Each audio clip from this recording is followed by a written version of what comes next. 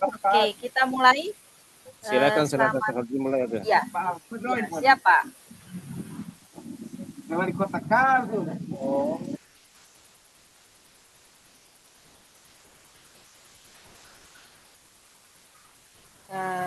Sebentar, ini ada gangguan.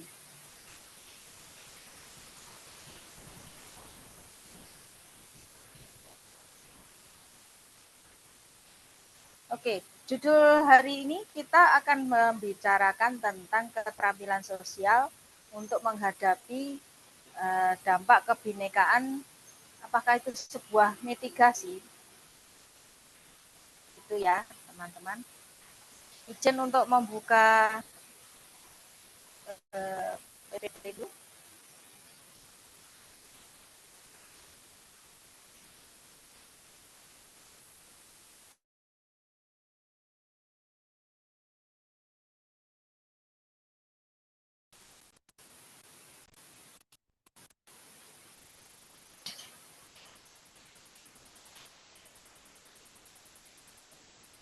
Oke, sudah terlihat ya, teman-teman.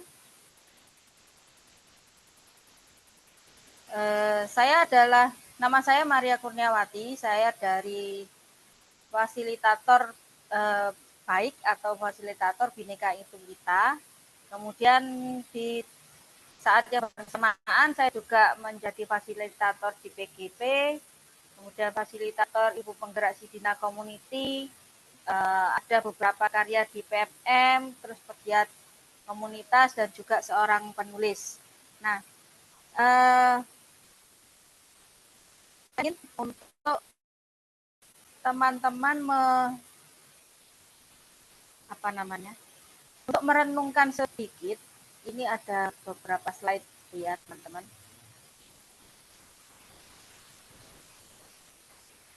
Nah, ini adalah yang menjadi sorotan dari webinar hari ini, bahwa dunia itu tidak sedang baik-baik gitu ya teman-teman, karena ada beberapa gerakan-gerakan yang mengatasnamakan agama. Kemudian ini juga ada beberapa grafik atau beberapa data yang menunjukkan bahwa persekusi itu ada di sekitar kita. Entah itu mau di negara maju ataupun di negara yang tetangga kita di Asia Tenggara atau di ASEAN gitu ya teman-teman. Terus kemudian ada juga banyak.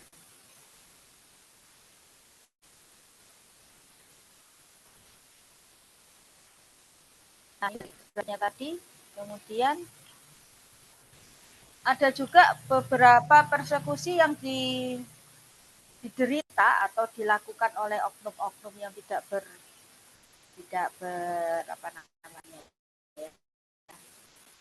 bertanggung jawab kepada para kaum perempuan. Banyak sekali kasus-kasus yang juga tidak terpecahkan atau dibekukan karena banyak hal. Mungkin karena ketidakberanian untuk berbicara atau apapun itu. Intinya kita masih mempunyai hal-hal yang tidak sesuai gitu ya.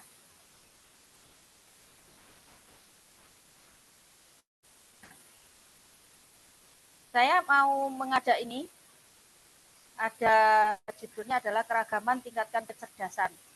Apa ya? Itu. Di situ ada catatan penting, bagi saya itu penting dan saya ingin sharekan ke teman-teman bahwa seandainya nih kita mempunyai pengalaman yang seragam dan terbatas, cenderung memiliki pikiran dan pandangan yang terbatas. Di lain sisi, semakin luas pengalaman dan pergaulan, semakin cerdas dia. Nah, apakah seperti itu? Nah, kita mau lihat nih ceritanya Ijul dan Iqbal.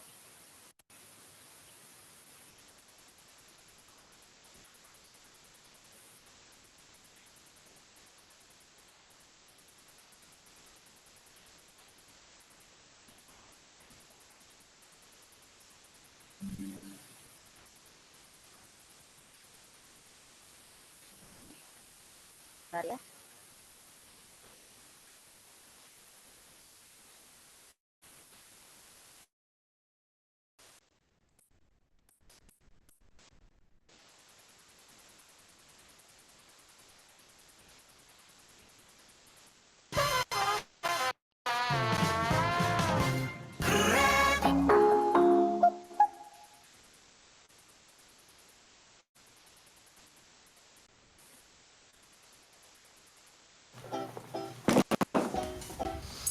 What's up? Hi, Jera. We brought you here today to let you know that we made... Ya, mereka terkenal sebagai siswa Sudah mulai ya teman-teman? ini adalah cerita dua orang sahabat Ijul Ayo dan cek suara Ijal. dulu apakah aman suaranya. Sudah keluar suaranya. Ya, tapi saya kesulitan untuk membesarkan ini seluruhnya. Jadi mohon maaf ya agak kecil ya teman-teman. Di sekolahnya, mereka terkenal sebagai siswa cerdas berprestasi. Bedanya, Ijul lebih suka bergaul hanya dengan orang yang sama dengannya. Sementara Ijal pergaulannya luas dengan teman yang beragam. Ijul lebih suka berkumpul dengan orang dari suku yang sama. Karena bahasa dan budayanya nggak beda, jadi nggak ribet. Sementara teman Ijal beragam suku bangsanya. Meski kadang ada salah paham bahasa dan budaya, tapi Ijal bisa mengambil pelajaran darinya. Ijul tak mau berteman yang beda agama, karena punya banyak prasangka. Kalau Ijal berteman dengan orang dari beragam agama. Dari sana, Ijal jadi belajar menghargai sambil tetap meyakini agama sendiri. Urusan hobi, Ijul cuma asik dengan komunitasnya sendiri. Kalau Ijal senang kolaborasi, berbagai komunitas dia ikuti. Saat kuliah, Ijul tak kemana-mana. Sementara Ijal mendapat kesempatan pertukaran mahasiswa ke berbagai negara. Dengan lingkungan yang terbatas, Ijul nggak mudah menemukan pekerjaan yang pas. Sementara Ijal punya network yang luas, sehingga tak sulit menemukan pekerjaan yang sesuai passionnya. Saat reuni, Ijul dan Ijal bertemu kembali. Dua orang sahabat yang dulu sama-sama siswa berprestasi, kini sudah jadi dua pribadi yang berbeda. Saat ngobrol, Ijul cenderung berpikir sempit, sementara Ijal terlihat berwawasan luas dan terbuka. Pembicaraan Ijul lebih banyak keraguan dan penghakiman, sementara Ijal penuh keyakinan dan penghargaan. Dari cerita tadi, kira-kira kamu termasuk tipe Ijul atau Ijal? Dari survei PISGEN, ternyata pelajar lebih cenderung bergaul dengan kelompok yang memiliki kesamaan. Ini nggak salah, karena itu memang lebih nyaman. Tapi kalau kamu mau sukses, berwawasan luas, cobalah keluar dari zona nyaman. Pengalaman luas tentang perbedaan dan keragaman menentukan tingkat literasi antar budaya, cultural literasi. Literasi ini jadi satu faktor penting yang menentukan kecerdasan yang disebut EIP. Meski Ijal dan Ijul sama-sama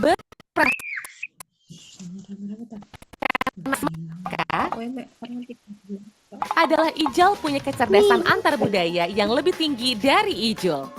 Jadi, kalau kamu mau sukses, gak cukup dengan cerdas akademik, tapi kamu harus berani bersikap terbuka, bergaul dengan orang yang berbeda. Dengan begitu, kamu layak menjadi warga dunia.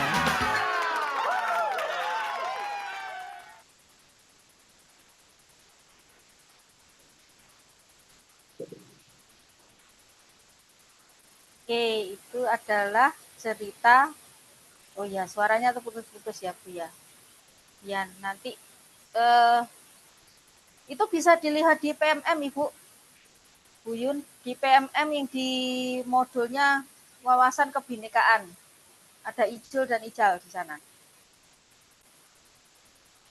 Terus kita lanjut ke sini, teman-teman.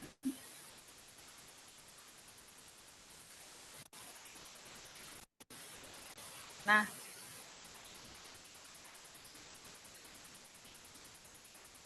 Kalau semisal tadi ada disebutkan oleh Ijal sama Ijul, di narasinya adalah kolaborasi kunci sukses abad ke-21. Masih ingat yang apa namanya katanya Mas Menteri 4C, creativity, critical thinking, communication, collaboration.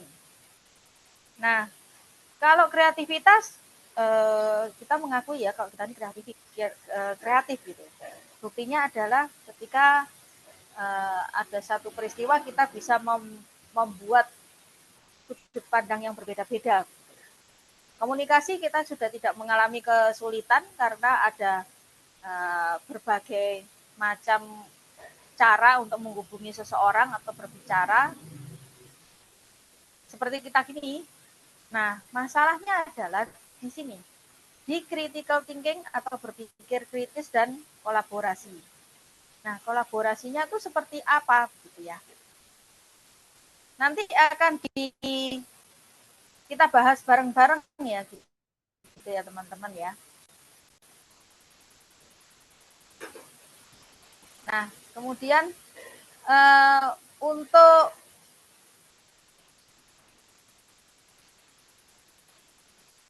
menjadi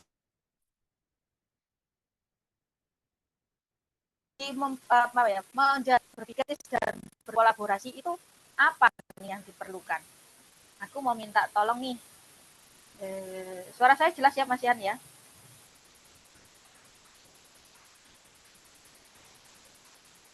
Halo? Apakah masih jelas suara saya? Oke, terima kasih. Oke, saya mau minta satu orang saja. Ya, makasih. Satu orang saja yang memberikan tanggapan nih tentang Ijal dan Ijul dan kolaborasi dan berpikir kritis. Apa sih yang diperlukan kira-kira? Terutama oleh kita, guru, dan kemudian nanti murid. Oke, silakan.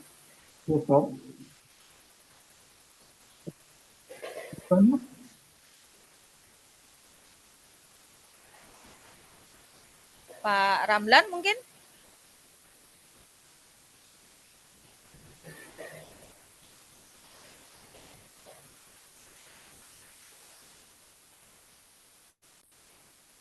Atau Bu Yun? Bu Sri Yuniati?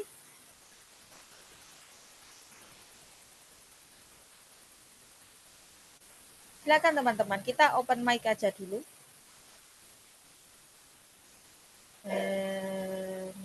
Kira-kira apa ya yang dibutuhkan oleh kita untuk mempunyai keterampilan atau kompetensi berpikir kritis dengan kolaborasi?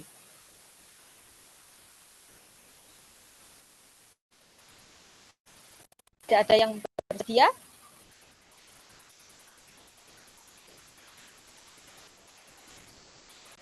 Suara saya ada background-nya. Sebentar. Di sini nggak ada. Aku nggak pakai. Aku hanya pakai satu device.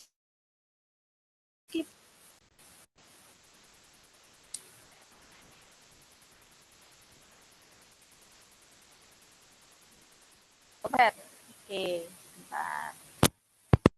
Ini apakah aman? Kedengaran?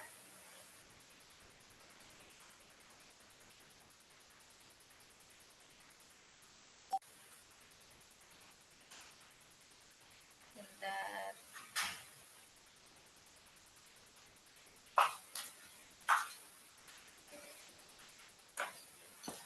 Oke, mungkin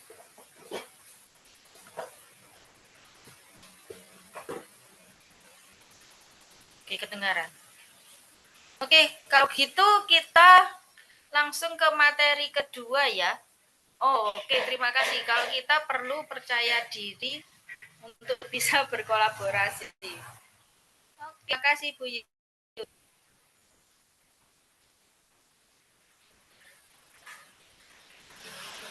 Di lingkungan yang berbineka. Oke, siap-siap. Ini saya lebih aman pakai headset atau tidak pakai headset, teman-teman?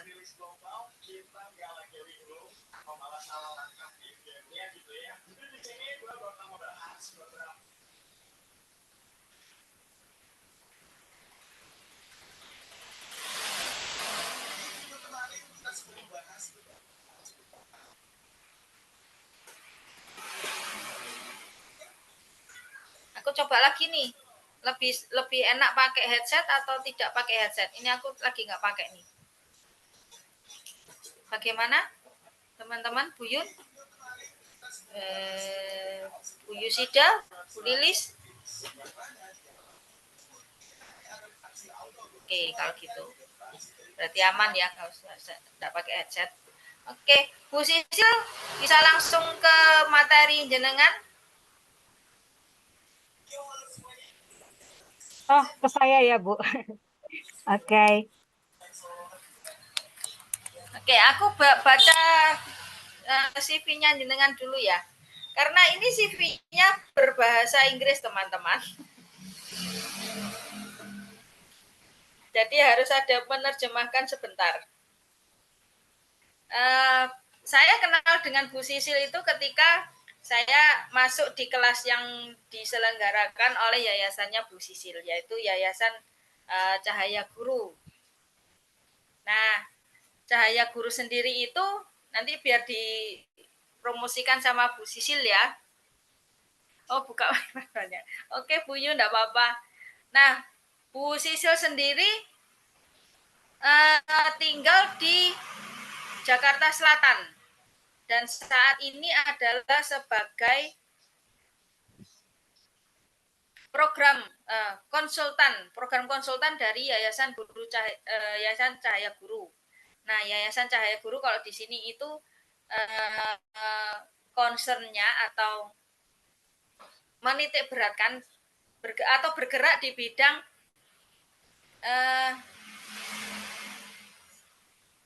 mendesain guru yang hebat gitu pokoknya ya. Pokoknya intinya ada berkebinekaan gitu ya, Bu. Oke, silakan Bu Sisil, langsung jenengan mawon. Jenengan aja, silakan. Baik, Bu Maria.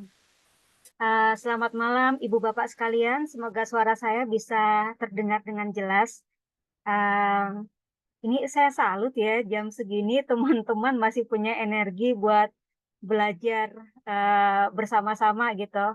Walaupun mungkin pastinya saat ini ada yang mungkin nyambi sambil nonton, sambil makan, sambil nemenin anak gitu ya.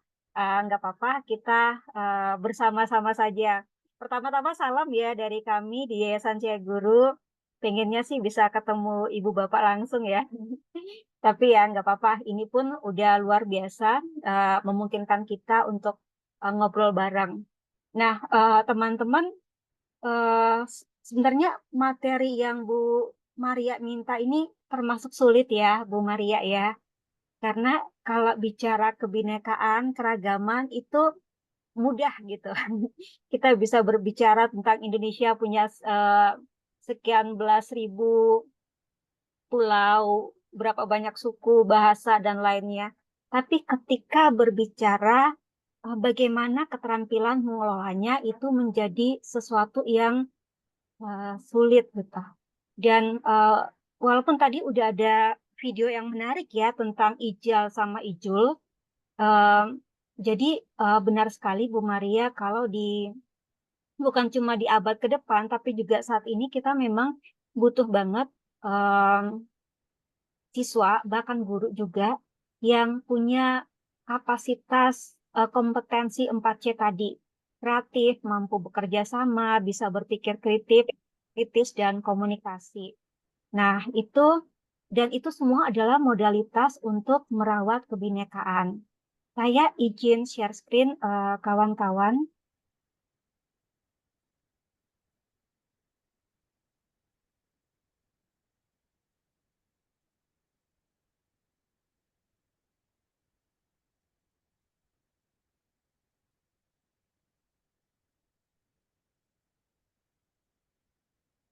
Nah, saya bilang terkait keterampilan mengelola keragaman, mungkin ini yang basic aja dulu ya, Bu Maria ya. Saya menyebutnya sebagai seni berbineka. Nah, namanya seni itu apa ya? Kadang kita butuh kepekaan tersendiri, tidak sekedar harus A maka B gitu ya, tapi memang uh, butuh kepekaan di situ. Nah, ini sebenarnya di hari-hari ini, di bulan-bulan ini tuh ada beberapa tanggal penting ya. Mulai dari tanggal 2 kita punya Hari Pendidikan Nasional. Kemudian kemarin itu Hari Kebangkitan Nasional ya Ibu Bapak. Dan hari ini adalah Hari Reformasi serta Hari Dialog dan Pengembangan Perbedaan Budaya Sedunia. Jadi ada hari-hari penting yang bisa jadi pintu masuk bagi kita membicarakan keragaman. Nah, terkait Hari Kebangkitan Nasional, saya mau menunjukkan oh ya, tanggal 17 kemarin juga ada Hari Buku Nasional ya. Nah, terkait Hari Kebangkitan Nasional, saya mau menunjukkan satu kutipan testimoni gitu ya di buku 100 tahun Kebangkitan Nasional yang terbit tahun 2008 gitu. Ini menarik teman-teman. Saya coba bacakan ya buat teman-teman. Ini testimoninya kurang lebih salah satu mahasiswa Stovia saat itu bicara seperti ini. Ketika aku masuk Stovia, aku tiba-tiba menemukan pergaulan orang-orang yang berasal dari segala penjuru Hindia Belanda. Tak ada saling percaya. Penduduk dari daerah luar Jawa, apalagi yang dinamakan Dayak atau Batak atau Ambon, kuanggap makhluk-makhluk yang kurang adab. Mungkin sekali perasaan itu timbal balik. Murid Stovia biasanya terikat dengan kontrak dan mendapat pengajaran tanpa biaya. Jadi pada umumnya kami datang dari keluarga yang hidupnya agak kesempitan. Lambat laun, saling kepercayaan timbul juga. Ternyata kami semua orang biasa, dengan segala sifat manusia yang baik dan yang kurang baik, bahkan yang jelek. Ungkap Wirasmo Partaningrat di Stovia tahun 1907-1916. Nah, ini tadi saya lihat di grup ada ini ya, ada sorry di ruang Zoom ini ada Bu Yola dari Maluku, terus kemudian ada Pak Arif juga dari NTB. Itu kira-kira kebayang nggak misalnya ketika hadir dalam satu pertemuan, taruhlah di Jawa gitu ya, seperti situasi pada zaman Sofia gitu. Terus ada temannya yang mengatakan seperti itu. Saya bagaimana seseorang melihat orang lain yang berbeda dengannya. Dan seperti kata di slide tadi, mungkin juga ternyata orang dari luar Jawa melihat saya sebaliknya gitu. Nah, ini kan uh, bagaimana kita melihat orang lain yang berbeda, kita punya stereotip, punya label-label khusus, atau bahkan punya prasangka. Wah, kayaknya orangnya gini deh. Walaupun kemudian ternyata setelah bergaul lama di Stovia, eh, pelajar tadi akhirnya menemukan, oh ternyata enggak begitu, prasangka saya salah. Ternyata saya dan dia sama aja. Kami semua manusia-manusia biasa, punya baiknya, ya punya jelek-jeleknya juga, tapi bisa hidup bersama. Bahkan kemudian mereka-mereka inilah yang mencetuskan Sumpah Pemuda. Nah, sebelum saya lanjut, apakah kawan-kawan pernah punya pengalaman yang sama? Misalnya, ketika masuk dalam satu kelompok, terus kemudian kayaknya dia ini beda dengan saya. Kayaknya dia itu seperti ini kita. Pernahkah punya prasangka seperti itu terhadap orang yang berbeda dengan kita? Kalau misalnya ada, mungkin satu atau dua orang mau berbagi, boleh berbicara langsung atau juga boleh menggunakan fitur percakapan. Silakan Ibu Bapak.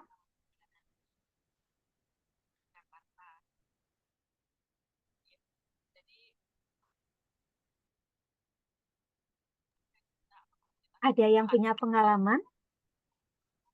bertemu orang yang berbeda, terus punya prasangka atau punya bias tertentu terhadap orang tersebut.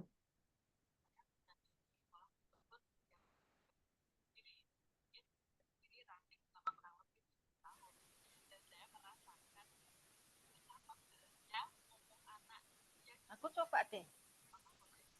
Boleh silakan Bu Maria.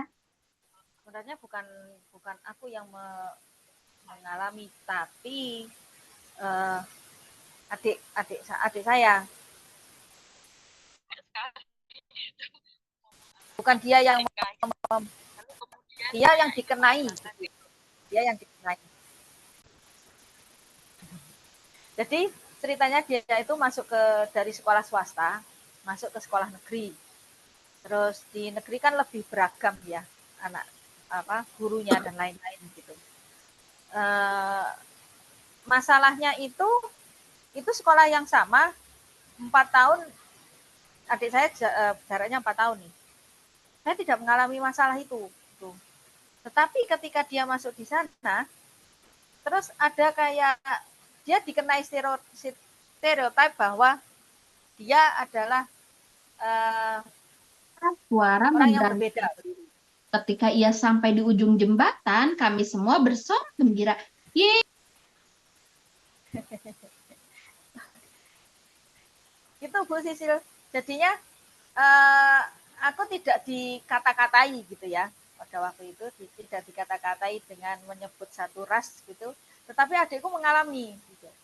Dan yang melakukan itu adalah wali kelas yang aku kagumi gitu. Jadi aku kayak, masa sih aku dulu nggak mengalami kayak gitu, kenapa kok kamu mengalami? Dan itu sampai sekarang belum terjawab sih. Itu saja sih. Ya, terima kasih Bu Maria. Jadi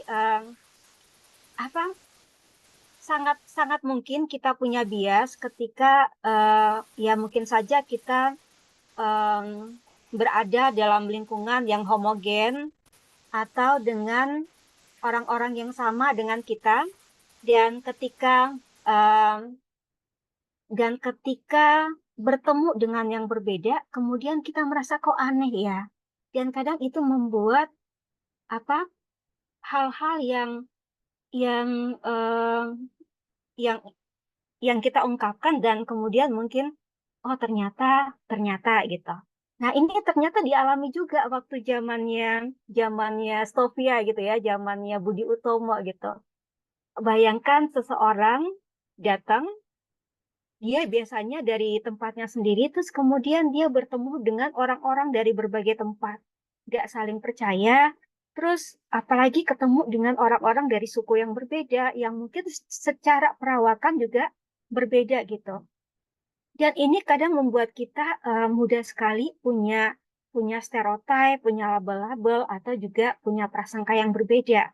Nah, untungnya kalau melihat dari cerita murid-murid distopia ini, ternyata sekolah itu justru menjadi tempat orang-orang yang berbeda ini bertemu, kemudian perlahan-lahan berinteraksi, saling mengenal sifatnya, sehingga akhirnya dari prasangka itu kemudian berubah menjadi penerimaan satu sama yang lain.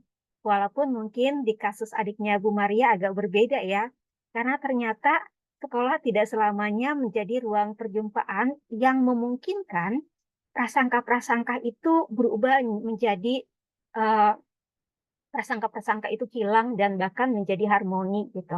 Tapi tidak apa-apa, setidaknya kita bisa melihat situasi pada zaman kebangkitan nasional itu, dan kita bisa belajar dari sana bahwa dengan perjumpaan, dengan membuka diri dan berbagi hidup, manusia itu bisa sadar akan kemanusiaan. Dan harapan kita, apa yang dialami oleh para pelajar Stovia dulu, bisa juga terjadi sekarang, di mana mereka, para Jong itu, dari beragam kelompok etnis, bisa kelak menyatu dalam Sumpah Pemuda. Nah, ketika berbicara tentang keterampilan hidup berbineka atau keterampilan untuk beragam, hal pertama yang saya rasa penting adalah ini. adalah bagaimana setiap kita perlu untuk mengenali bias kita. Karena nggak mungkin kita nggak punya bias. Bagaimanapun kita hidup lama dalam satu tempat, satu komunitas, dan itu semua mempengaruhi cara pandang kita. Sehingga kita sendiri perlu mengenali bias dan mempersiapkan diri kita ketika bertemu orang lain. Apa sih bias itu? Nah, ini dia teman-teman. Bias itu, bias sosial ya terutama, itu mengacu pada kita pro atau kontra pada satu individu atau sekelompok orang berdasarkan identitas sosial mereka. Bisa aja ras, agama, keyakinan, jenis kelamin, dan lain sebagainya.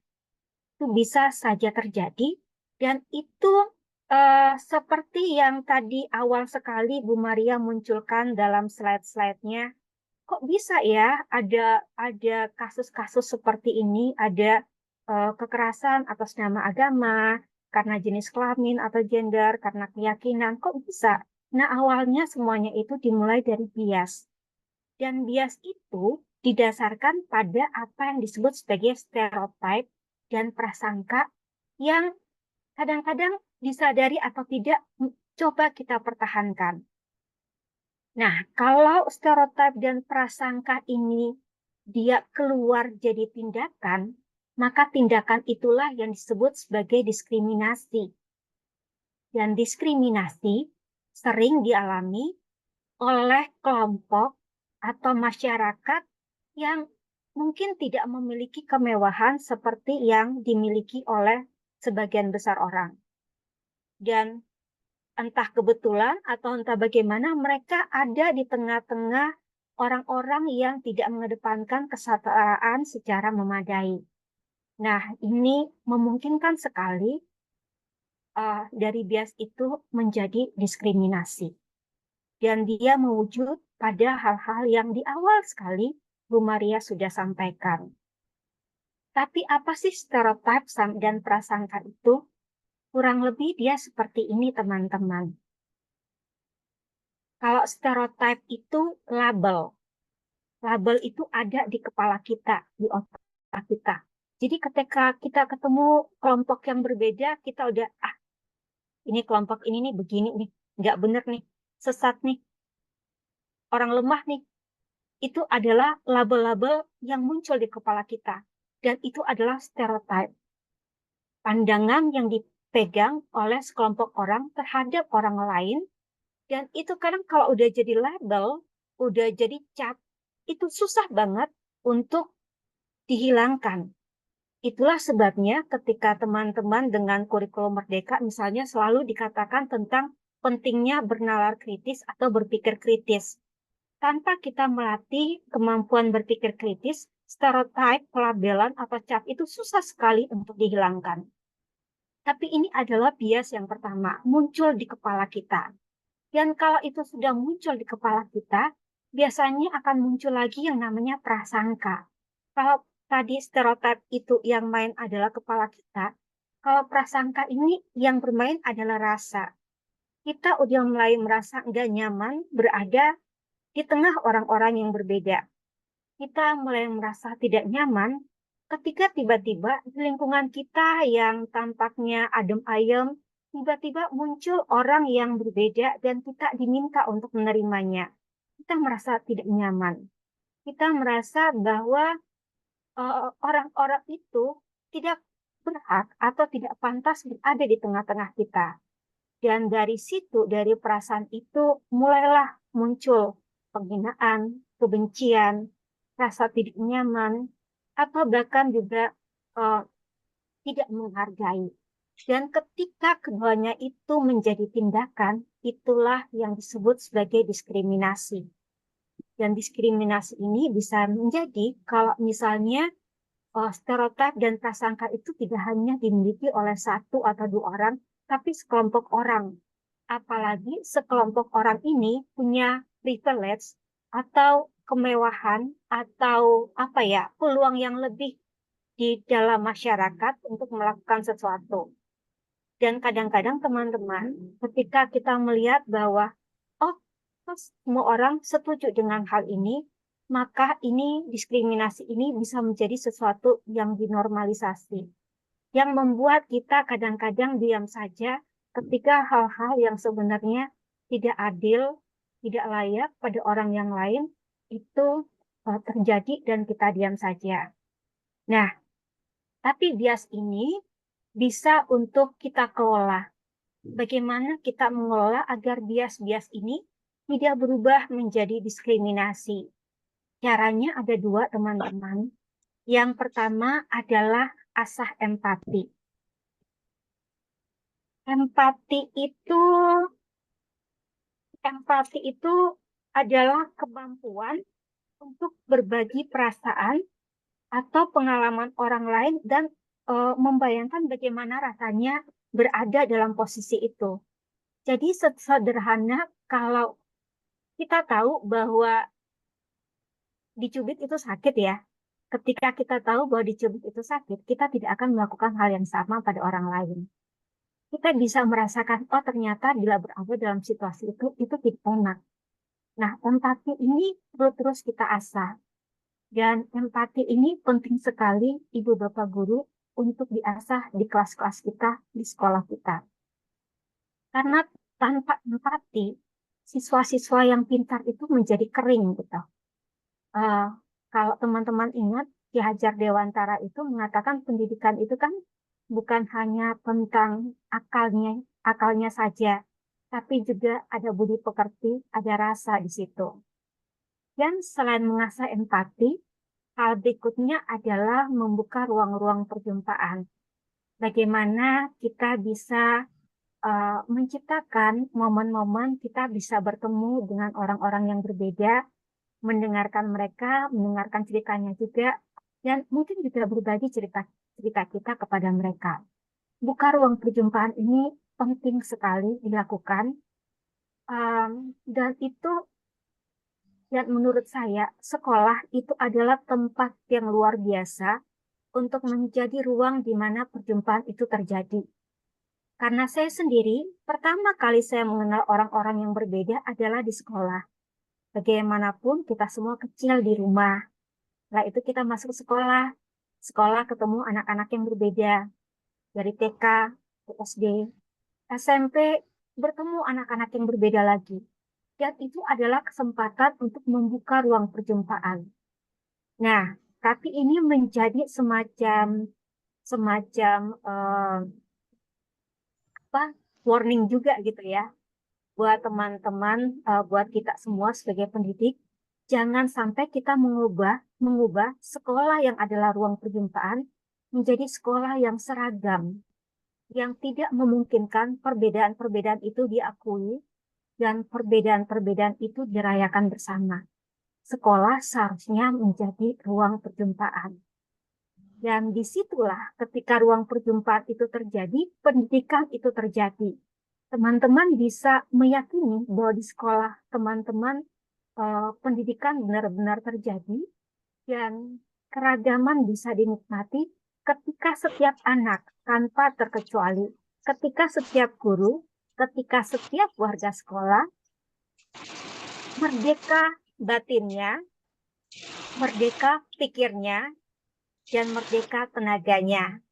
Merdeka batinnya artinya nggak ada tuh yang dibully. Itu pun merdeka pikirnya, mereka boleh mengungkapkan apapun perasaannya, pikirannya, tanpa khawatir menerima stigma. Merdeka tenaganya, mereka bisa berekspresi. Nah, itu adalah bagaimana teman-teman keterampilan pertama yang perlu kita miliki untuk mengelola keragaman adalah kenali dulu bias kita, lalu kelola bias kita. Nah, ketika bicara ruang perjumpaan gitu ya, mungkin beberapa teman di sini, saya lihat ada juga teman-teman SGK ya, sudah terbiasa dengan ruang perjumpaan seperti bertemu dengan orang-orang dari beragam keyakinan mungkin ya, atau dari profesi yang berbeda, itu sangat dimungkinkan. Tapi kadang-kadang saya juga menerima pertanyaan tuh dari teman-teman yang guru TK, kalau TK bagaimana nih? Nah, ini teman-teman yang ada beberapa foto di depan ini sebenarnya karya-karya dari TK Santa Ursula di di Jakarta gitu ya, ketika mereka mencoba untuk memperkenalkan keragaman. Kalau teman-teman lihat yang paling bawah yang ada kotak-kotak warna-warni, itu mereka pakai meminta murid-murid untuk menyusun, terserah mau disusun jadi apa saja, dan bercerita apa sih itu. Dan ternyata banyak kita temukan, oh ternyata murid TK punya tuh eh, imajinasi-imajinasi beragam dari balok-balok yang ada gitu. Dan keragaman gagasan itu harus dihargai justru mulai dari TK. Nah, sebelahnya lagi kalau teman-teman lihat ada mobil-mobilan, itu ada satu momen di mana anak-anak TK diminta memanfaatkan barang bekas di rumahnya, kemudian dibuat menjadi mobil-mobilan. Kebetulan waktu itu mereka belajar tematik tentang kendaraan. Ada beragam kendaraan, tapi tidak sampai hanya sebatas beragam kendaraan dan pemanfaatan barang bekas. Saat mereka mencoba memainkan kendaraan-kendaraan itu di jalur yang sudah dibikin gurunya, ternyata kendaraannya saling tabrakan nih. Ada yang merasa karena kendaraanku paling besar, jadi harus paling diutamakan dan lain sebagainya. Di situ mereka belajar membuat kesepakatan bersama, membuat mekanisme. Dan itu pas sekali teman-teman bisa digunakan untuk belajar bagaimana berbagi ruang. Satu ruang dibagi untuk orang-orang yang berbeda, untuk kepentingan-kepentingan yang berbeda. Itu pun kita belajar berpikir kritis. Kita juga bisa menggunakan momen-momen penting seperti hari raya atau hari-hari peringatan khusus untuk mengenalkan budaya-budaya yang beragam kepada anak-anak didik kita. Ada banyak sekali kesempatan untuk memperkenalkan keragaman. Dan pada saat yang sama kita juga melatih untuk mengenali bias kita dan perlahan-lahan kita mencoba meretasnya dan merajut harmoni perjumpaan. Saya balik lagi ke cerita awal ketika saya memulai sesi ini. Saya mulai dengan ceritanya murid dari Sofia tadi ya. Dan teman-teman lihat di sini, di paragraf pertama adalah titik awal. Dia baru datang ke Sofia, ketemu orang-orang yang berbeda, dia anggap itu makhluk-makhluk kurang adab gitu ya. Dan merasa bahwa mungkin saja mereka merasa hal yang sama. Ini sebenarnya kan stereotype. Ini sebenarnya cap. Ini sebenarnya label. Dan dan dari label itu, dan sebenarnya kadang tidak salah kita punya label gitu ya. Tapi itu lebih karena mungkin karena kita hidup dalam lingkungan yang homogen sebelumnya. Tapi jangan dipertahankan. Nah, di sekolahnya itulah dia kemudian bisa merasakan bahwa ternyata selain perbedaan, kami juga punya kesamaan-kesamaan. Ternyata bahwa setiap orang itu, apapun identitasnya, sama-sama manusia biasa, dengan sifat baik, kurang baik, bahkan jelek, dan bisa saling menerima. Dan dengan demikian, dia mengalami apa yang disebut perubahan. Dan perubahan itulah yang membuat dia dan juga murid-murid Sofia lainnya bisa mengantarkan kita pada Hari Kebangkitan Nasional pada momen Indonesia yang bineka ini dengan segala kesulitannya pada masa itu bisa menyatu dan bisa menyatakan Sumpah Pemuda 1928. Dan ini sebenarnya harapan kita teman-teman guru agar ini pun terjadi di sekolah-sekolah kita. Tidak apa-apa bila anak-anak kita datang dengan pikiran-pikiran yang yang mungkin dibawa dari rumahnya atau dari lingkungannya, tapi di sekolah biarlah semuanya itu dikelola dan biarlah anak-anak kita diajak untuk bisa saling menerima satu sama lain.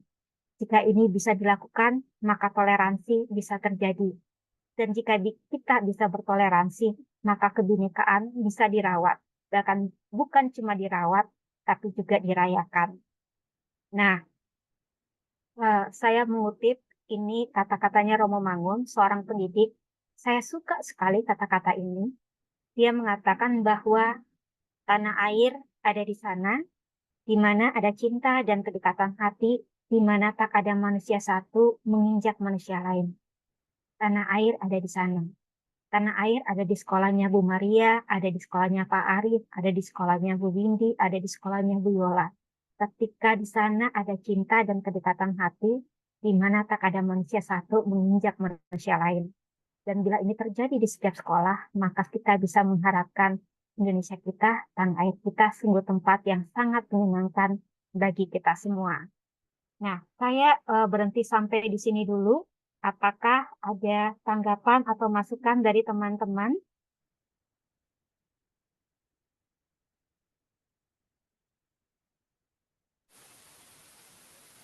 Bisa dianggap sebagai sesi tanya jawab gitu? Boleh Bu, silakan. Oke, silakan teman-teman. Apakah ada yang mau ditanyakan?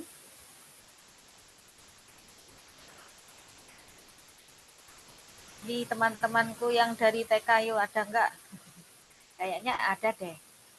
Apakah masih mempunyai kesulitan untuk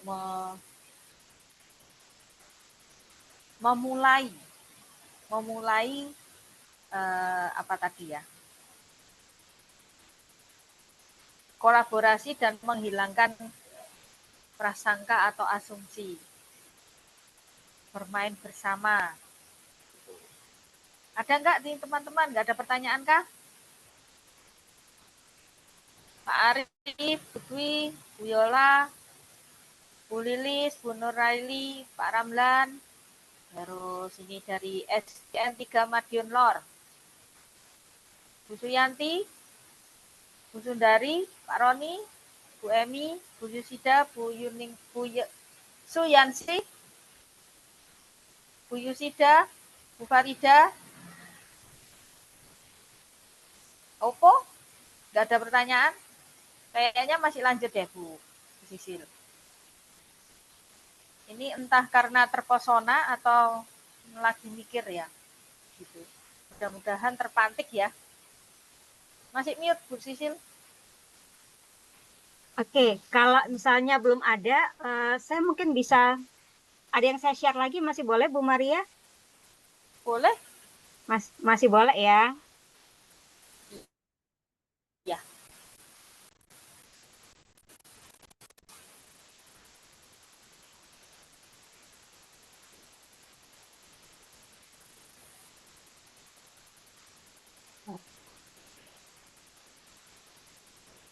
Ya, ini teman-teman, hal yang penting lainnya adalah berbineka itu bukan sekadar pengetahuan, tetapi berbineka itu adalah laku hidup.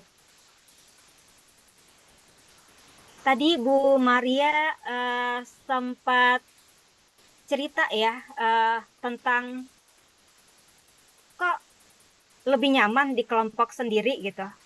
Ini adalah tentang damai gitu ya, tentang damai. Bagi sebagian orang, damai itu adalah rasa aman. Nah, rasa aman itu dimulai dari tataran diri pribadi, penerimaan diri, penghormatan diri, dan juga harapan.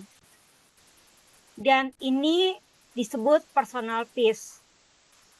Tapi kemudian damai itu tidak pernah cukup untuk diri sendiri.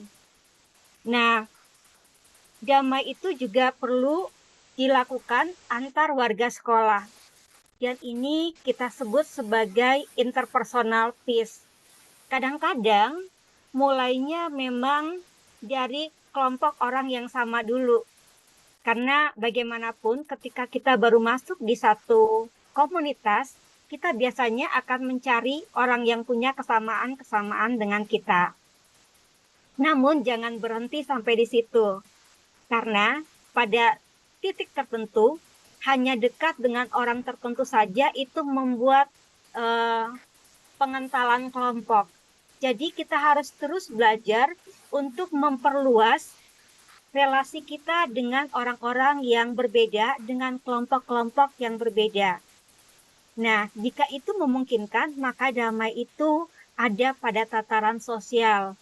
Jadi ada penghormatan, toleransi, dan bisa kerjasama antar kelompok dan atau kultur yang berbeda. Disinilah kolaborasi-kolaborasi tadi bisa terjadi dan bisa memberikan manfaat yang banyak bagi komunitas. Nah, Ibu Bapak Guru, kami sempat melakukan satu survei gitu ya, tentang bagaimana sih budaya damai, budaya yang tanpa bias, tanpa kekerasan itu terjadi di sekolah. Dan kalau lihat di sini, teman-teman bisa lihat yang paling kanan ya. Yang paling kanan itu, paling kiri kalau di layar, ini semuanya bagus gitu ya. Dari survei kami, 93% lebih guru mengatakan budaya damai teramati dalam aturan sekolah. 95% lebih mengatakan budaya damai teramati dalam interaksi warga sekolah. 91,7% mengatakan budaya damai nilai kekerasan teramati dalam kurikulum pembelajaran. 93,25% mengatakan bahwa budaya damai teramati dalam interaksi dengan lingkungan di sekitar sekolah. Pertanyaannya, kalau misalnya ini hampir sempurna ya, semuanya di atas 90% mengatakan bahwa dalam segala segi di lingkungan sekolah, budaya damai nilai kekerasan itu baik-baik saja. Jika seperti itu, pertanyaannya, kenapa pada saat yang sama, orang-orang yang sama yang mengatakan sekolahnya baik-baik saja ini, kemudian mengidentifikasi bahwa perundungan juga terjadi di sekolah, bahwa kekerasan seksual juga terjadi di sekolah, bahwa intoleransi juga terjadi di sekolah. Mengapa tampaknya ini menjadi semacam kontradiksi antara satu dengan yang lain? Nah, teman-teman, kontradiktif ini terjadi karena damai masih dimaknai sebagai zona nyaman. Karena kebinekaan kadang kita maknai sekadar perayaan-perayaan budaya, tapi bukan interaksi yang sungguh-sungguh antara orang-orang yang berbeda. Karena upaya bina damai, karena kebinekaan belum menjadi pendidikan yang disengaja, dan karena tanggung jawabnya belum menjadi tanggung jawab kolektif bersama. Nah, teman-teman, ini ada 3 cerita dari Maluku. Ini adalah wilayah asal saya, tempat di mana pernah terjadi konflik. Konfliknya juga dalam banyak pemberitaan dikatakan nuansa agamanya sangat kental. Tapi guru-guru mau bangkit dari situasi itu dengan memanfaatkan kearifan lokal. Di bagian paling ujung ada namanya Pela Pendidikan. Pela Pendidikan ini kalau di Maluku sana, Pela itu adalah ikatan persaudaraan.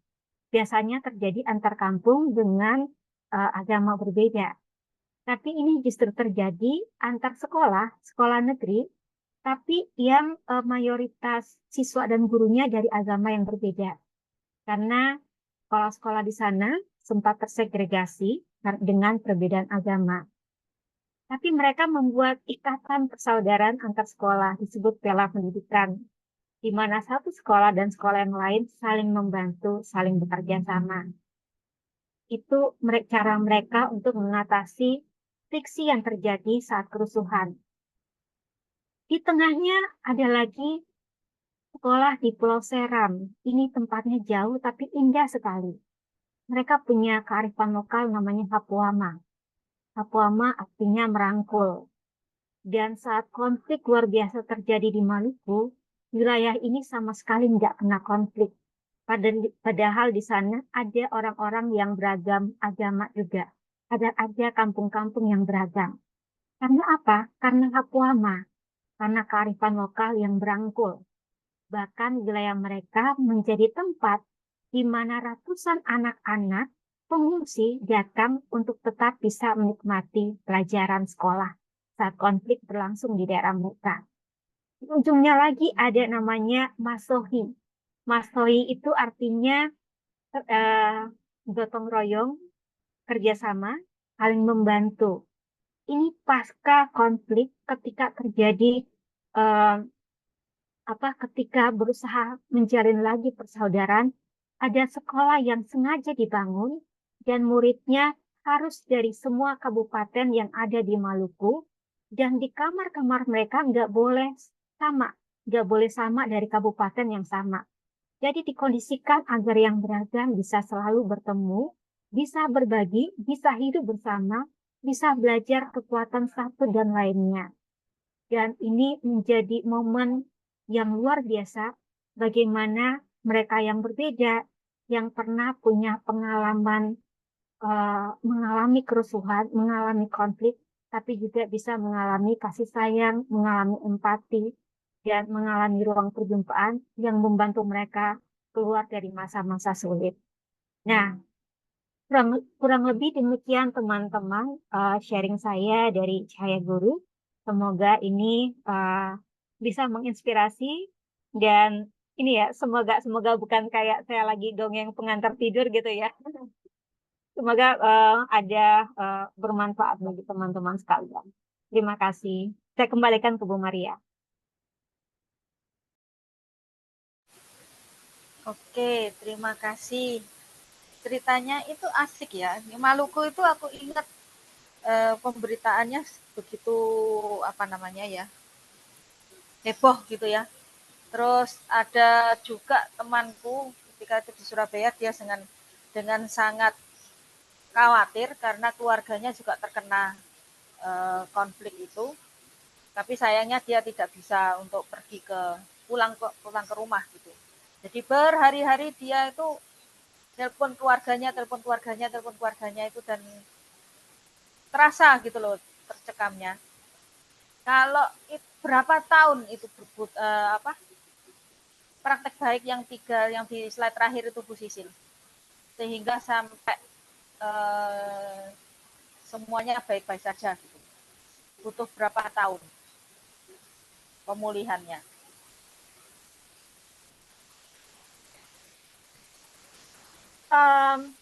Sebenarnya semua praktik itu masih terus berlangsung sampai sekarang ya Bu ya. Karena yang namanya konflik itu kan tidak mudah ya. Namanya luka itu nggak akan pernah sembuh 100%. Yang bisa dilakukan adalah bagaimana bangkit dari pengalaman pahit, terus kemudian menjadi lebih baik, agar orang lain tidak mengalami hal yang sama seperti yang pernah dialami oleh teman-teman di sana. Dan kalau yang Pela Pendidikan masih berlangsung sampai sekarang, dan itu sudah berlangsung sejak mungkin 3-4 tahun setelah konflik berlangsung, itu langsung bahkan diinisiasi justru di masa-masa orang-orang berusaha untuk mengakhiri konflik.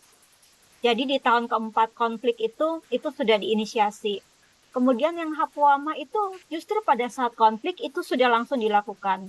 Sehingga wilayah itu bisa menjadi tempat yang aman bagi anak-anak dari wilayah sekitar yang mengalami situasi tidak menyenangkan untuk bisa mengungsi ke situ dan tetap mendapatkan pelajaran pendidikan. Dan itu inisiasinya guru kalau di sana. Lalu untuk yang Masoi itu sekolahnya masih ada sampai sekarang, masih melakukan hal yang sama, dan itu kebetulan memang dilakukannya pasca konflik gitu. Jadi bagian dari proses pemulihan. Jadi tapi begini teman-teman guru, tidak harus menunggu sampai suatu kondisi ekstrim terjadi baru kita mau belajar tentang keragaman, tentang perbedaan, tentang menghargai yang berbeda, tentang bekerja sama. Justru jauh sebelum itu, kita harus mempersiapkan diri kita dengan tadi itu, mengasah empati, memperluas ruang-ruang perjumpaan, belajar menerima yang berbeda, belajar bekerja sama, kemudian mengasah nalar kritis atau kemampuan berpikir kritis agar kita tidak terjebak dalam stigma dan prasangka. Itu adalah modal awal, modal yang mungkin kadang-kadang rasanya apa sih ini? Tapi itu sangat penting dalam relasi sosial dengan yang berbeda. Itu adalah modal awal. Toleransi itu modal awal. Bahkan untuk toleransi itu sebenarnya teman-teman nggak perlu berbuat apa-apa. Cukup belajar menerima dan menghormati perbedaan saja. Itu saja. Kalau mau lebih dari itu, baru kita belajar tentang hidup dalam inklusivitas, mengelola keragaman, bekerja sama dengan yang berbeda. Tapi hal minimal, paling minim yang bisa kita lakukan adalah tadi, asah empati, kenali bias, buka ruang perjumpaan, dan belajar bertoleransi. Kalau itu bisa dilakukan, kita bisa mencegah banyak sekali keburukan terjadi di Indonesia kita yang kita cintai. Kita bisa menghapus apa yang disebut perundungan, apa yang disebut kekerasan seksual, apa yang disebut sebagai intoleransi. Karena dasar dari penerimaan itu juga adalah kesetaraan. Kita menganggap setiap orang, apapun identitasnya, adalah orang yang berharga. Sama-sama yang diciptakan oleh pencipta yang sama, dihadirkan di bumi yang sama, untuk bisa mewartakan rahmatnya bagi sekalian umat dan alam semesta. Itu aja Bu Maria. Oke. Mungkin dari teman-teman ada yang ditanyakan?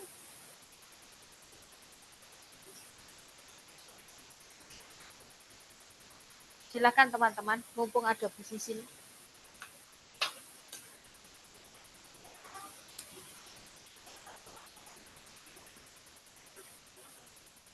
Belum ada? Kalau nggak ada, aku pancing lagi nih.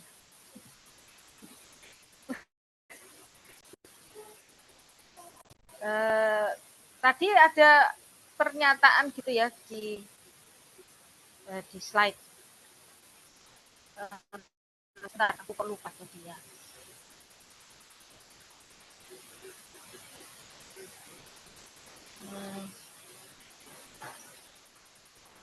Oh ya, kita memulai apa namanya? Memahami kebinekaan. Oh, masih simak. Oke, itu. Gini, ada tadi kan kebinekaan itu bukan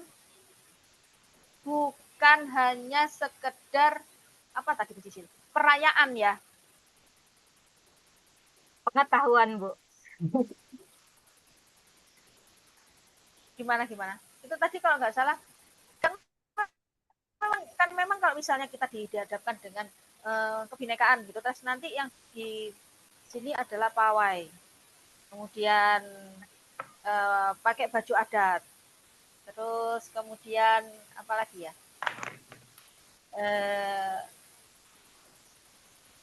ya sesuatu yang berhubungan dengan kesenian dan kebudayaan gitu. Nah sekarang untuk mengajarkan itu kepada anak-anak itu selain prakteknya gitu loh Bu Sisil.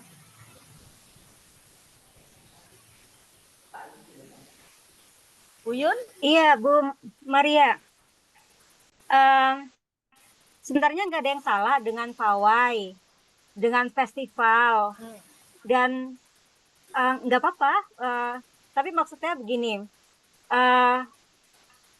itu kan sebenarnya bagian dari perayaan, harusnya bagian dari puncak gitu. Tapi minimal sebelum perayaan itu kita udah memahami dulu mengapa kita merayakan. Jadi lebih ke situ sih. Nah, itu kenapa saya bilang ketika kita belajar berbineka itu nggak sekadar kemudian pawai-pawai gitu aja gitu. Tapi yang penting kita mengerti gitu maknanya.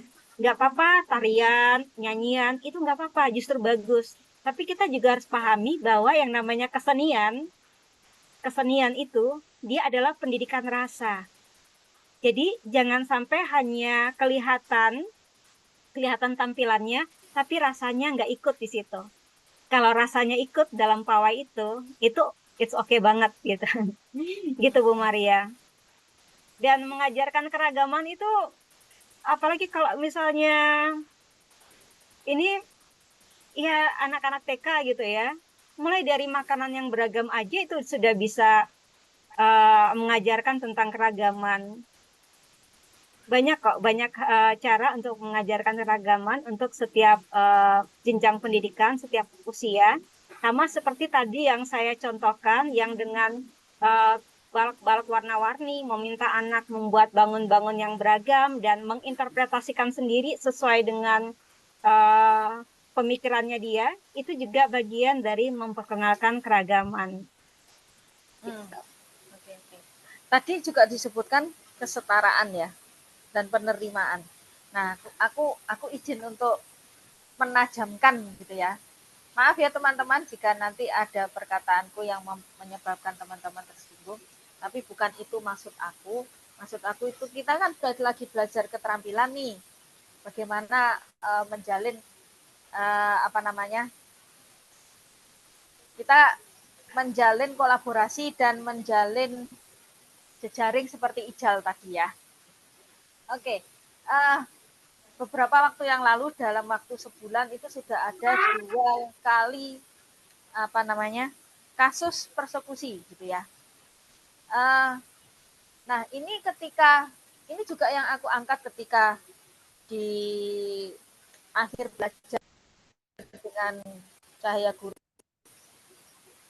jelajah, dan itu ternyata masuk loh Bu Sisil di platform Merdeka Mengajar itu. Salah, bukan masuk di situ, masuk di materi fasilitator baik yang jelajah apa dulu kalau aku istilahnya. Intinya dia berkunjung ke tempat-tempat ibadah dan lain-lain gitu. Dan aku masih ingat mitigasi dari aku dikasih masukan dari narasumber kemarin itu yang mengkurasi bahwa aku harus tidak hanya berkunjung saja, tetapi harus ada pembicaraan selanjutnya sebelum, jadi esensinya itu dapat gitu ya. Nah pertanyaannya adalah gini Bu Sisil, bagaimana memberikan pemahaman gitu ya kepada orang-orang yang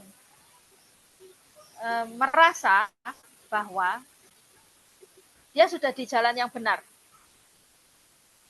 Gitu. Jadi seakan-akan itu antara kebinekaan dengan pemahamannya dia tentang agama yang dia anut itu ditabrakkan gitu loh. Itu aku agak kesulitan untuk berbicara kepada teman-teman seperti itu. Gitu.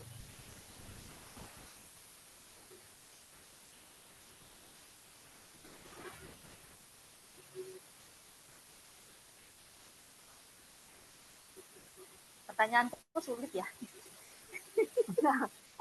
Udah ya. Enggak. Ini kan iya, sulit Bu. Jadi gini, sangat sulit ketika satu orang merasa di jalan yang benar, orang yang kedua merasa di jalan yang benar, orang ketiga merasa di jalan yang benar, maka tidak ada titik temunya gitu. Itu memang sulit sekali. Tapi walaupun demikian, saya yakin dan percaya bahwa kita semuanya kan masih manusia yang sama ya, yang sama-sama punya rasa lapar dan lain sebagainya gitu. Bagaimanapun juga pasti ada hal-hal yang sama. Dan begini, memang apa ya? Ya, ketika kita berkomunikasi, itu kan kita tidak sekadar hendak menyampaikan apa yang ada dalam pikiran kita, tapi juga siap menerima apa yang ada dalam pikiran orang lain gitu. Dan apa? Ya tentu kita juga harus melihat gitu ya.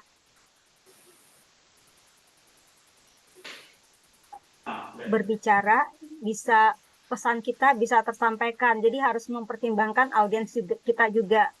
Nah, kadang-kadang memang bukan tempatnya buat kita yang berbicara. Mungkin tempatnya adalah orang lain yang orang tersebut merasa lebih nyaman untuk berbicara kepadanya.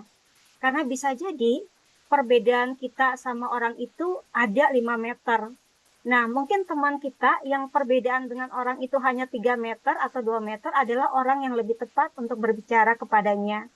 Jadi, tidak segala sesuatu harus kita selesaikan sendiri. Kadang-kadang kita memang butuh orang lain untuk menjadi pintu masuk. Dan memang ketika berbicara agama itu adalah hal yang sangat sulit sekali karena dia berbicara tentang hal yang sangat intim, yang sangat pribadi karena berhubungan dengan seseorang dan Tuhannya. Itu memang jika salah berbicara itu memang tidak pas jadinya. Sehingga kita kadang perlu teman-teman yang mungkin orang tersebut lebih nyaman untuk bicara. Nah, selain itu kita tidak selalu harus masuk ke keragaman harus dengan topik-topik yang sangat berat ya. Kadang-kadang berbicara keragaman itu bisa dengan orang-orang yang agamanya berbeda, sama-sama bicara tentang fotografi, bicara tentang jalan-jalan, makanan. Jadi pintu masuknya tuh bisa beragam. Ya sama saja sih sebenarnya teman-teman ketika teman-teman adalah guru dan belajar pedagogi gitu ya. Pedagogi itu kan seni ya. Sama juga dengan keragaman ketika kita berkomunikasi, kita butuh seni. Dan itulah soalnya saya mengatakan bahwa bicara keragaman nggak cukup tentang pengetahuan. Tapi di dalamnya juga kita harus bermain dengan rasa gitu ya. Belajar dengan empati gitu, menempatkan diri kita pada situasi orang lain gitu. Itu sih Bu Maria, tidak ada yang mudah tapi juga tidak ada yang sulit, tinggal berstrateginya saja. Dan saya yakin hal-hal baik yang dimulai dari hati tentu bisa menyentuh hati lainnya. Maaf Bu kalau nggak menjawab. Saya juga menjawab, masih berproses kadang-kadang Bu.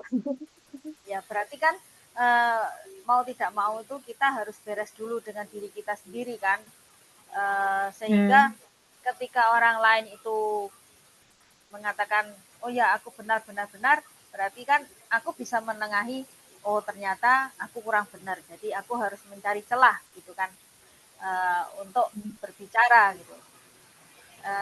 Apa ya sebenarnya ya? Apakah kedewasaan ya kayaknya ya Bu Sisil ya? Iya bisa jadi Bu. Nah, kalau kita ingin ini tadi aku berbicaranya dari ranah aku yang ingin berbicara kepada wali murid aku gitu ya, karena wali murid aku kan otomatis aku pakai ilmunya andragogi. Nah sekarang kalau misalnya ke anak-anak SD nih,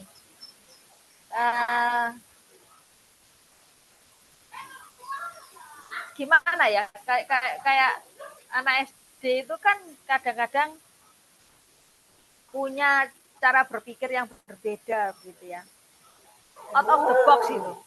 Nah itu apakah ada pengalaman dari teman-teman yang pernah di kelasnya YCG itu berbicara tentang itu gitu loh, terutama tentang keterampilannya dia untuk membangun kolaborasi dan lain-lain gitu loh Bu Sisil. Oh ya, mungkin saya ngambilnya dari pengalaman teman guru aja ya. Jadi yang memang sudah terjadi di sekolah gitu ya. Jadi ada rekan guru dia adalah guru agama Buddha. Dan di sekolahnya itu sekolah dengan murid-murid dari beragam agama. Nah, di sekolah mereka itu mereka punya istilahnya tuh kayak mading-mading gitu ya untuk setiap kelas-kelas agama itu mereka punya papan informasinya lah. Nah, suatu saat dia lagi di ruang guru dan murid-muridnya dari agamanya tentu saja datang dan mengadu gitu kan. Pak Guru, ini nih ada anak ini nih dia nggak menghargai kita. Kenapa dia nggak menghargai kita? Kata gurunya. Iya, masa dia taruh lambang agamanya di papan tulis kita? Jadi seperti itulah simbol-simbol gitu ya di papan tulisnya. Dan bayangkan jika seperti guru ini adalah guru yang cepat tersinggung gitu ya, yang juga melihat bahwa ini udah bagian dari eh, hal yang menghina agamanya gitu.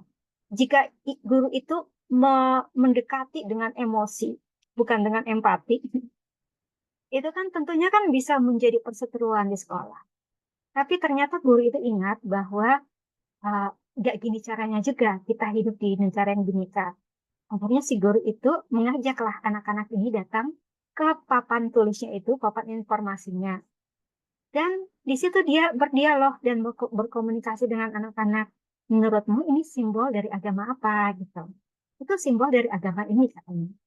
Oh, kamu tahu ada simbol dari agama lain lagi atau tidak gitu? Tahu ini.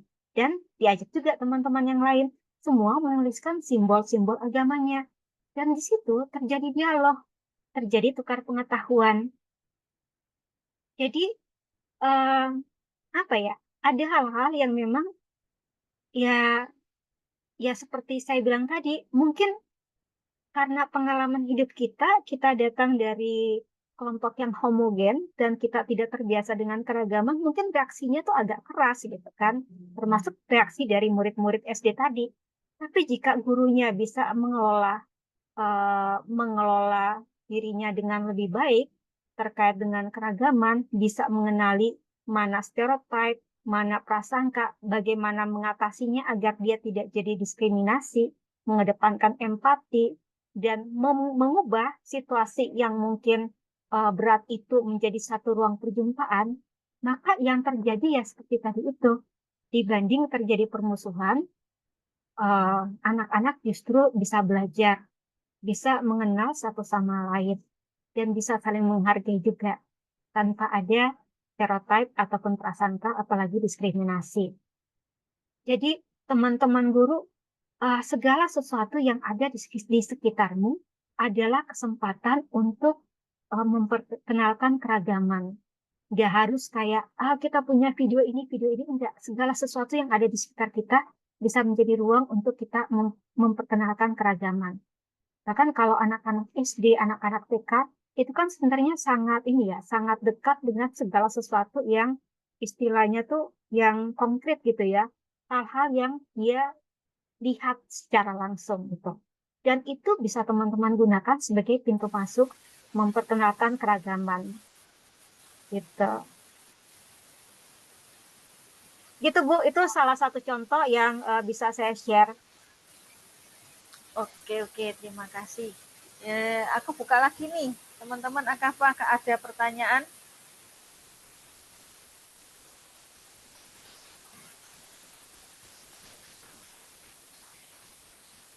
Tidak ada? Apakah cukup?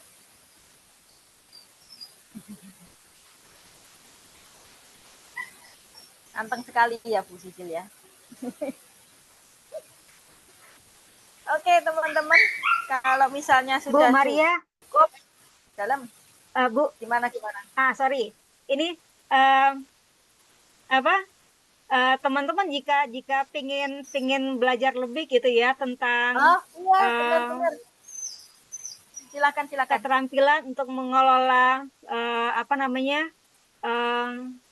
social emotional learning gitu ya istilahnya sekarang. Nanti saya lupa tanggal 31 Kiai Guru punya webinar gitu ya. Nanti bisa datang.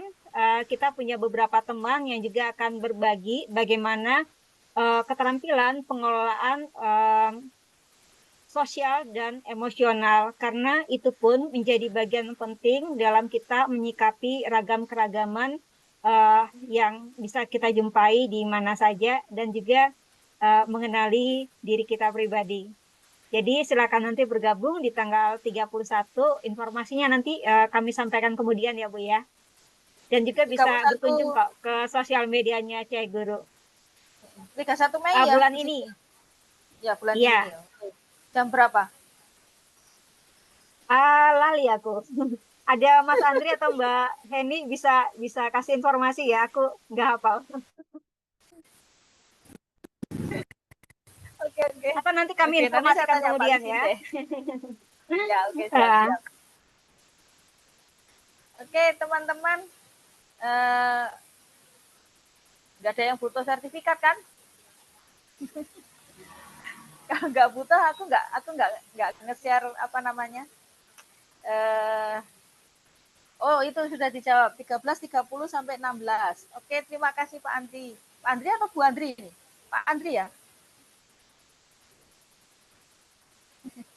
Oke, teman-teman nggak ada yang butuh sertifikat kan?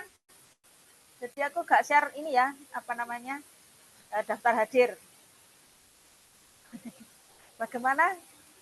Oh, Bapak. Oke, terima kasih Pak Andri.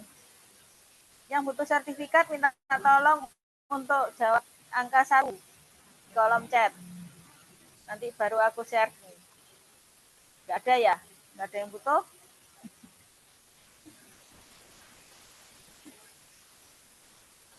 Oke, siap. Karena ada yang butuh, baiklah. Bentar, saya kopikannya.